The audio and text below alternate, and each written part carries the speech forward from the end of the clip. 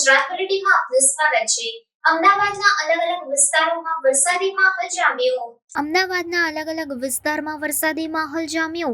Satellite, Shivranjani, કેશવબાગ, Bopal, Ghuma, Naranpura, Vadaj, Jivraj park સહિત અમદાવાદના તમામ વિસ્તારોમાં વરસાદી માહોલ જોવા મળ્યો।